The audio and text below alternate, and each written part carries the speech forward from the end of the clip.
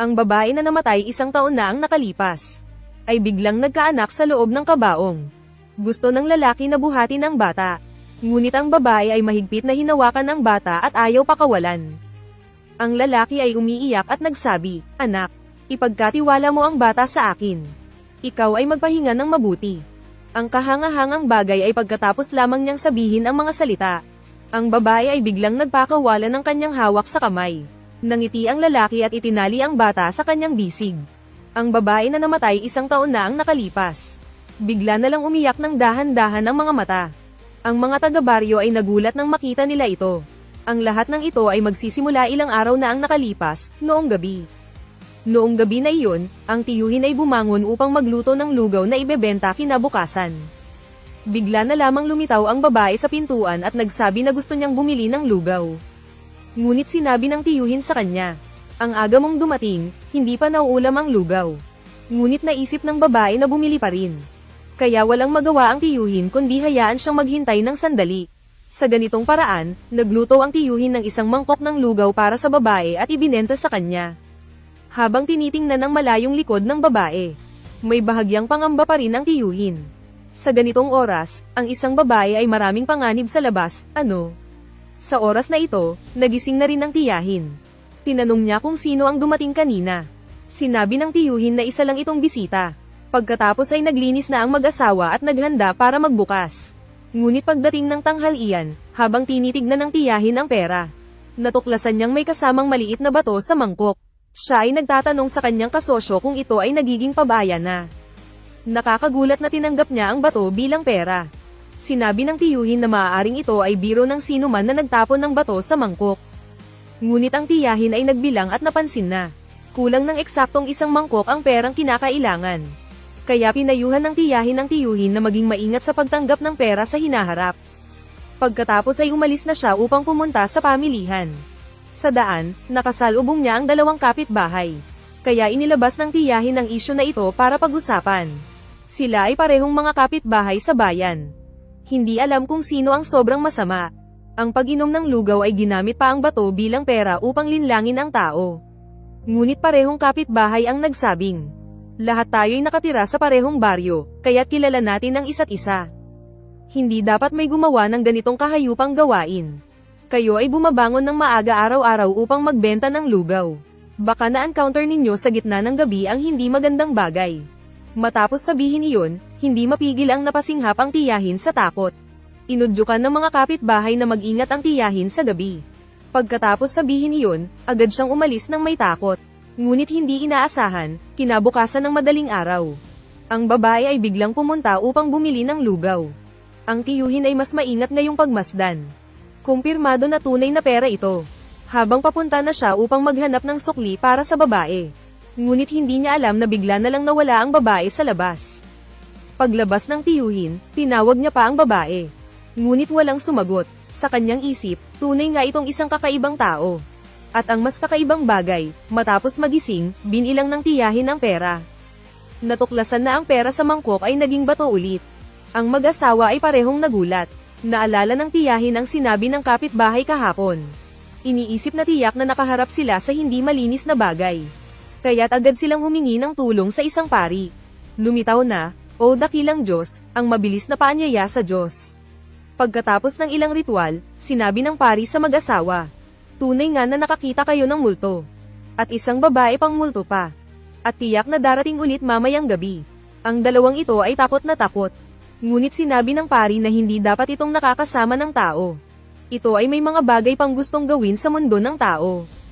Kung sakaling makasalubong ulit mamayang gabi, gawin ang lahat ng makakaya ninyo upang matugunan ang kanyang kagustuhan. Totoo nga, ang babae ay bumalik sa kalagitnaan ng gabi upang bumili ng lugaw. Ang tiyuhin ay takot na takot, hindi mapakali. Ang lugaw sa mangkok ay halos maubos na. Pagkatapos kunin ang lugaw, umalis na agad ang babae. Matapos makita ng tiyahin, halos mawala na ang kanyang kaluluwa sa takot. Ang mag-asawa ay curious. Saan nga ba pupunta itong babae? Kaya't matapang na sumunod sila sa babae ng tahimik. Natuklasan din ng babae ang 2 sumusunod sa kanya. Ngunit hindi siya huminto. Sa halip ay dinala niya sila sa harap ng isang libingan. Pagkatapos, biglang nawala ang babae. Gusto pa rin ng mag-asawa na lumapit at tingnan. Ngunit sa oras na iyon, bigla na lamang nagmula ang iyak ng isang sanggol mula sa libingan. Natakot silang dalawa at nanghina ang kanilang mga tuhod. Nagtulungan silang sumuporta sa isa't isa at tumakbo ng mabilis. Pagkatapos ng pagbubukang liwayway, agad na nagpunta ang mag-asawa sa munisipyo upang magsumbong. Natural, hindi pa niniwalaan ng mga opisyal ito. Ito ay wala kundi isang walang kabuluhang kwento lamang. Kung may bata na nalibing sa libingan, dapat ngayon ay matagal nang patay na. Ngunit nanindigan pa rin ang mag-asawa.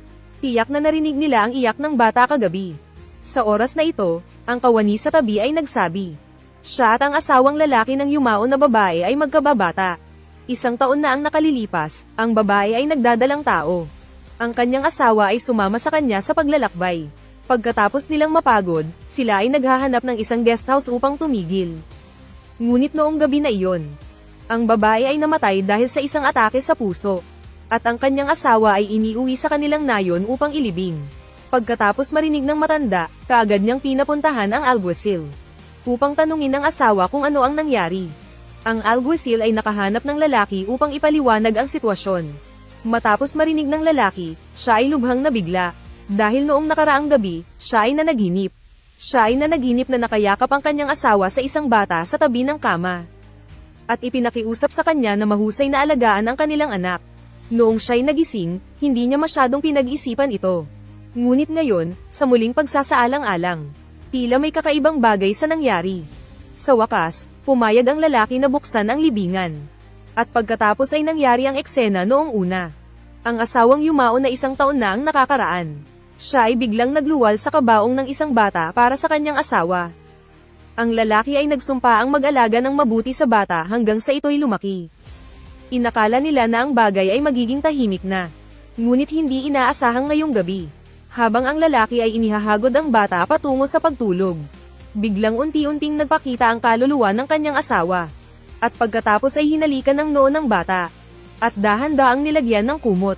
Biglang nagising ang lalaki. At nakita niyang ang kanyang asawa ay naging isang multo. Ang lalaki ay nagsabi sa kanya na siya'y namimiss. Ang babae ay umiiyak habang nagsasabi, kailangan mong mabuti pang alagaan ang aming anak. Sa susunod na buhay, magkikita pa rin tayo. Pagkatapos, bigla na lang siyang nawala. Sa isang pagbalink ng mata, 18 taon ang lumipas. Ang anak ng multo ay lumaki na at naging isang dalagang matanda na. Ang ama ay nagbigay sa kanya ng pangalang Xiaoyu. Ngayong araw, si Xiaoyu ay nagbabalak pumunta sa pamilihan. Biglang lumitaw sa paligid niya ang 2 multo. Isa sa kanila ang nagsabing siya ay inabuso ng isang magnanakaw at namatay. Ngunit ngayon ang magnanakaw ay tumakas patungo sa munisipyo. At bintangan ng asawa niyang siyang pumatay. Umaasa sila na si Xiaoyu ay makatulong sa kanila. Ngunit tinanggihan ni Xiaoyu ang kanilang hiling. Ang 2 multo ay patuloy na sumusunod sa kanya. Nakikita ng mga taga-baryo na siya'y mag-isa at nagsasalita mag-isa. Kaya't sinasabi nila na talagang hindi normal ang bata na isinilang sa kabaong. Marahil dahil ipinanganak si Xiaoyu sa loob ng kabaong. Si Xiaoyu ay mula pa noong bata ay mayroon ng kakayahang makita ang mga bagay na hindi nakikita ng karaniwang tao. Nakakakita siya ng mga bagay na hindi nakikita ng karaniwang tao. Pagbalik ni Xiaoyu, tinanong niya ang kanyang ama kung ano ang nangyari. Kaya't ibinalita ng ama ang tungkol sa kanyang ina. Pagkatapos marinig ang kwento, umiiyak si Xiaoyu na umaagos ang kanyang mga luha. Kaya pala'y napakadakila ng kanyang ina. Sinabi ng ama na may mga kaluluwang naghanap sa kanya. Tiyak may mga hindi pa natutupad na kahilingan. Umaasa na makakatulong ang anak na babae sa abot ng kanyang makakaya. Kaya't agad na pumunta si Xiaoyu sa munisipyo. Sa mismong lugar, tinutukoy ang mga kasalanan ng magnanakaw. Sinabi pa niya na may mga bakas ng kuko ng yumao sa kanyang balikat. Pinag-utos ng matanda sa alguacil na habarin ang damit upang tingnan, at tunay nga ay tama. Nakitaan din ng mga ebidensya sa bahay ng magnanakaw. Ang patoto ng tao, ebidensya, at mga bagay na nakuha ay nagtugma. Nais ng matanda na ikulong siya sa death row. Ngunit ayaw pa rin aminin ng taong ito. Ito ay nagalit sa multo ng babae na kanyang pinatay. Natakot ang magnanakaw nang makita ang multo ng babae. Agad niyang inamin ang kanyang mga kasalanan. Sa wakas, ipinasok siya ng alguacil sa malaking kulungan. Samantala, agad na pinakawalan ang asawa ng multo. Ang bagay ay nalutas. Lubos na nagpapasalamat ang multo sa tulong ni Xiaoyu. Pinayagan ni Xiaoyu siyang mag-reincarnate agad. Pagkatapos ay biglang naglaho ang multo na parang isang bola ng berdeng ilaw. Inakala na ang mga bagay ay natapos na rito. Ngunit biglang, nang humarap si Xiaoyu. Sa likod niya biglang dumami ang mga kaluluwa ng mga namatay nang hindi makatarungan. Lahat sila ay nagnanais na hingin kay Xiaoyu ang kanilang katarungan. Kaya nagsimula si Xiaoyu na tumulong sa mga kaluluwang ito na hinanap ang kanilang katarungan.